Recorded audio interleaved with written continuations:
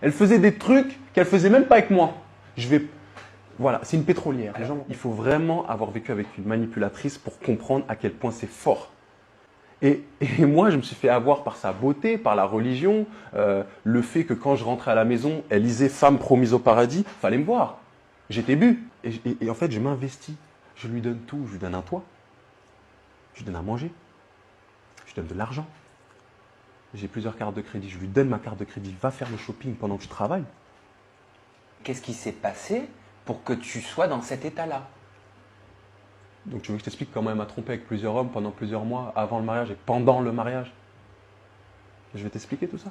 Ce qui se passe, c'est que le 16 mai, le jour de mon anniversaire, lundi, je me lève et je me dis, je sais pas pourquoi, faut que je prenne son téléphone, faut pas que je fouille, faut que j'aille dans Snap, dans les comptes bloqués. T'as eu un ressenti? Je sais pas pourquoi. Et je me réveille, je me dis, faut que j'aille dans ces comptes bloqués Snap. Je sais pas pourquoi. Incroyable. Je sais pas pourquoi, Sam. J'avais aucune preuve. Donc je me réveille, je vais dans Snap, je regarde même pas les messages. Je vais dans les comptes bloqués. Je vois, il y a 6 mecs bloqués. Je contacte un des mecs, un seul. Donc je contacte ce mec-là et tout. Et je dis, ouais, voilà, moi, je suis le mari d'une telle. T'es qui? Il me dit, c'est une blague. Je lui envoie les preuves, les photos du mariage et tout. Il me dit, c'est une blague. Il me dit, appelle-moi. Il me dit, mais mec, j'ai couché avec elle pendant le Ramadan quand elle est descendue. Je dis, quoi? Il me dit, j'étais en Espagne avec elle en novembre. J'ai dit, quoi? Et il m'envoie des preuves, des preuves, des preuves. Et moi, avant de partir au travail, je dis à ma femme, écoute, j'ai contacté un mec, vois avec lui, tu as 2 heures pour régler, parce qu'il me dit qu'il a couché avec toi, qu'il a fait ci, qu'il a fait ça. Je laisse le bon soupçon, je vais au travail, règle-moi ça, tu as 2 heures. Et je pars, pour te dire à quel point. Hein. Mais il m'envoie des preuves. Hein. Il m'envoie des preuves de ma femme, sans voile, en string, sur un lit, d'accord, en train de fumer une chicha, avec ma bague au doigt. Il m'envoie les vacances en novembre qu'il s'est tapé avec elle. Je lui dis, mais qu'est-ce qui se passe? C'est qui ce mec? Il me dit, non, mais c'est un ami de la famille, ça fait 8 ans, on le connaît. En fait, je suis allé le voir parce qu'en fait, il est amoureux de moi, mais moi, je vais un peu le voir parce que, pour qu'il me laisse tranquille. Sa mère, elle me dit pareil, mais sa mère, elle n'est pas au courant de la puterie de sa fille. Elle ne sait pas. Elle croit sa fille.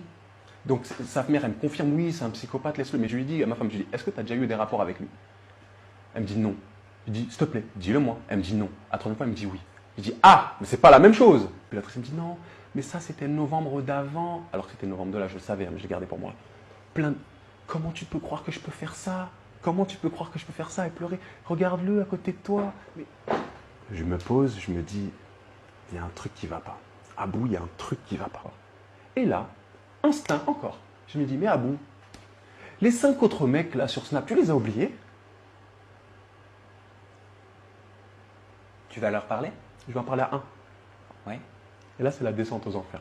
Le 5 mai, juste la veille que je la récupère avec un bouquet de fleurs à la gare, le 5 mai, elle allait se faire taper les fesses par un autre gars qui m'a envoyé vidéo à l'appui. Le mec, il m'envoie une vidéo de ma femme en train de se faire, c'est des termes, baiser. Tu vois tout?